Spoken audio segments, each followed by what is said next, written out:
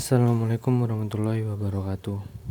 Kami dari kelompok 4 akan mempresentasikan tata cara perhitungan pajak bumi dan bangunan.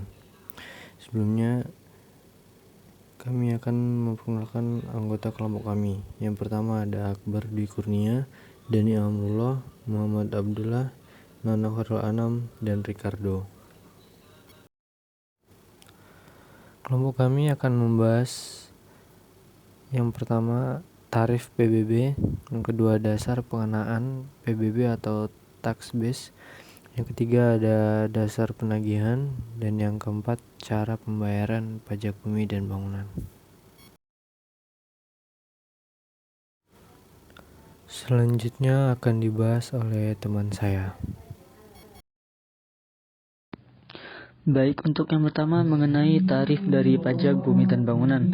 Nah, berdasarkan pasal 80 Undang-Undang Republik Indonesia nomor 28 tahun 2009 tentang PDRD, ayat pertama mengatakan bahwa tarif pajak bumi dan bangunan perdesaan dan perkotaan ditetapkan paling tinggi sebesar 0,3%. Dan untuk ayat yang kedua, tarif pajak bumi dan bangunan perdesaan dan perkotaan ditetapkan dengan peraturan daerah. Nah, sebagai contohnya saya ambil di Daerah Istimewa Yogyakarta. Nah, yang pertama, untuk objek pajak dengan NJOP kurang dari 2 miliar dikenakan tarif 0,05%. Dan yang kedua, objek pajak dengan NJOP kurang dari 5 miliar dikenakan tarif sebesar 0,07%. Dan untuk yang ketiga, yaitu objek pajak dengan NJOP kurang dari 10 miliar dikenakan tarif 0,12%. Dan yang terakhir yaitu objek pajak dengan NJOP kurang dari 50 miliar dikenakan tarif 0,25%.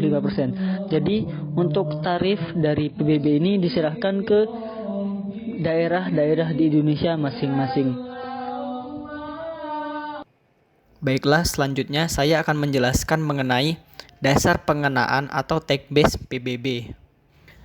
Dasar pengenaan atau tax base PBB sendiri itu adalah nilai jual objek pajak atau biasa disingkat dengan NJOP. Nah, NJOP ini sendiri adalah harga rata-rata atau harga pasar pada transaksi jual beli tanah yang setiap tahunnya ditetapkan oleh Menteri Keuangan yang pelaksanaan kegiatannya dilakukan dengan pendekatan penilaian.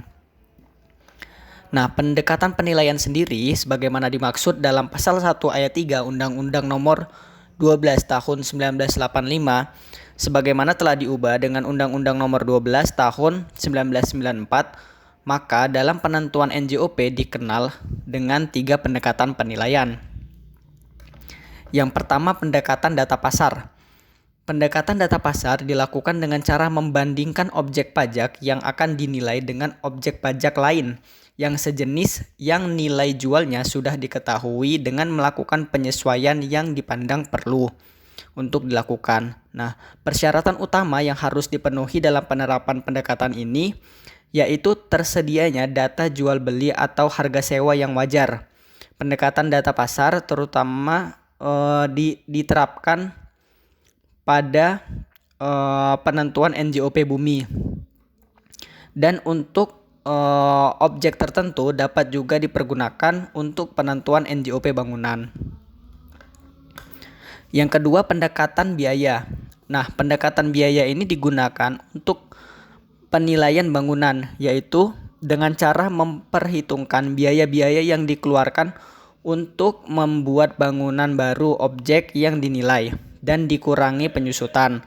Perkiraan biaya dilakukan dengan cara menghitung biaya setiap komponen utama bangunan, material, dan juga termasuk fasilitas lainnya. Pendekatan yang terakhir yaitu pendekatan ketiga, yaitu pendekatan kapitalisasi pendapatan, di mana pendekatan kapitalisasi pendapatan ini dilakukan dengan cara menghitung atau memproyeksikan seluruh pendapatan atau pendapatan sewa atau penjualan dalam 1 tahun dari objek pajak yang dinilai dikurangi dengan biaya operasi dan atau hak pengusaha. Nah, selanjutnya dikapitalisasikan dengan suatu tingkat kapitalisasi tertentu. Nah, pendekatan ini pada umumnya diterapkan untuk objek-objek komersial yang dibangun untuk usaha atau menghasilkan pendapatan. Contohnya seperti hotel, apartemen, gedung perkantoran yang disewakan, bandara, pelabuhan, tempat rekreasi, dan yang lain sebagainya. Dalam penentuan NJOP-nya, penilaian berdasarkan pendekatan kapitalisasi pendapatan dipakai juga sebagai alat penguji terhadap nilai yang dihasilkan dengan pendekatan lainnya.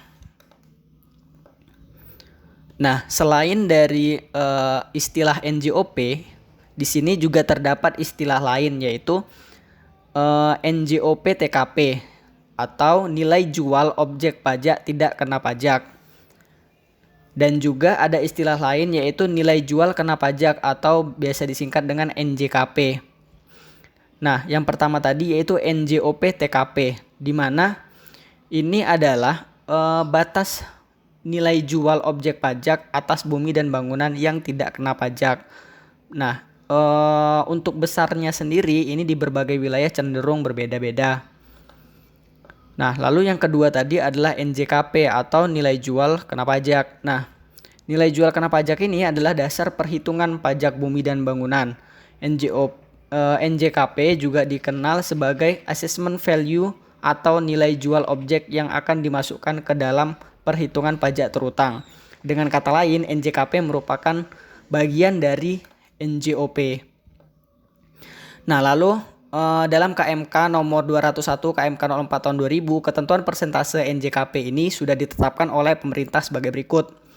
NJOP pajak untuk perkebunan yaitu sebesar 40%, objek pajak pertambangan 40%, objek pajak kehutanan 40%, objek pajak lainnya seperti pedesaan dan perkotaan dilihat dari NJOP-nya, yaitu jika NJOP-nya melebihi 1 miliar, maka persentase NJKP sebesar 40%.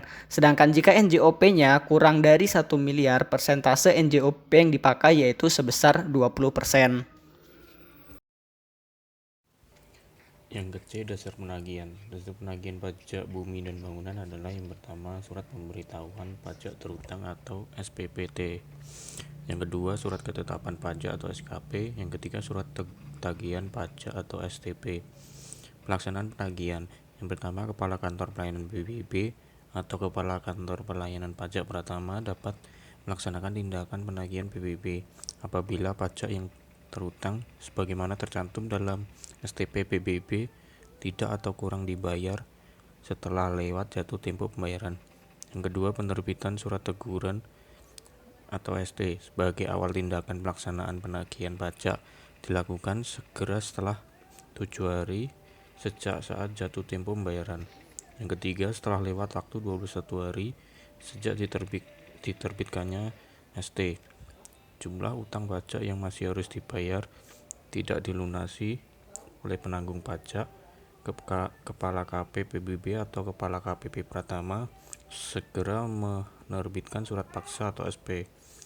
Yang keempat, setelah lewat waktu 2x24 jam sejak surat paksa diberitahukan kepada penanggung pajak, jumlah utang pajak yang masih harus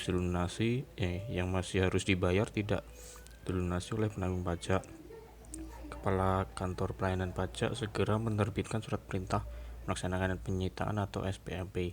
Yang kelima, setelah lewat waktu 14 hari sejak tanggal pelaksanaan penyitaan, apabila utang pajak dan biaya penagihan yang masih harus dibayar tidak dilunasi oleh penanggung pajak, Kepala Kantor Pelayanan Pajak segera melaksanakan pengumuman lelang atau PL. Yang keenam, setelah lewat waktu 14 hari sejak tanggal pengumuman lelang, apabila utang pajak dan biaya penagihan yang masih harus dibayar tidak dilunasi oleh penanggung pajak, Kepala Kantor Pelayanan Pajak segera melaksanakan penjualan barang sitaan penanggung pajak melalui kantor lelang. Selanjutnya, pembayaran PBB. Terdapat dua cara pembayaran PBB yang bisa dilakukan sesuai prosedur yang berlaku. Cara tersebut yang pertama adalah offline dan online. Yang pertama, offline. Bisa dibilang cara bayar PBB secara offline adalah cara yang paling umum yang bisa dilakukan. Nah, caranya yaitu kita bisa mendatangi tempat-tempat berikut untuk membayar pajak. Yang pertama ada kantor pos, yang kedua ada bank yang ditunjuk berdasarkan kebijakan pemerintah setempat, yang ketiga adalah petugas pemungut di kelurahan atau kantor desa terkait, dan yang keempat adalah dispenda dan bapenda setempat. Sebelum membayar pajak, pastikan kita telah membawa surat pemberitahuan pajak terutang atau SPPT PBB. Surat tersebut biasanya dibagikan ke warga pada awal tahun, baik melalui kelurahan atau RT RW setempat. Setelah membayar, kita akan mendapat surat tanda terima setoran atau yang bisa disebut STTS dengan stempel yang menunjukkan bahwa pajak bumi dan bangunan telah lunas. Kedua, online. Pihak pemerintah pembayaran PBB turut memaksimalkan penggunaan akses online demi mempermudah transaksi. Berikut beberapa cara yang dapat dilakukan untuk membayar PBB secara online. Yang pertama, melalui situs resmi pembayaran PBB. Yang kedua, aplikasi resmi pembayaran PBB. Yang ketiga, melalui Indomaret. Dan yang keempat, melalui e-commerce yang tersedia. Untuk persyaratannya pun cukup mudah, hanya perlu memasukkan nomor objek pajak atau NOP dan tahun pembayaran. Sekian presentasi dari kelompok kami, kurang lebihnya mohon maaf. Assalamualaikum warahmatullahi wabarakatuh.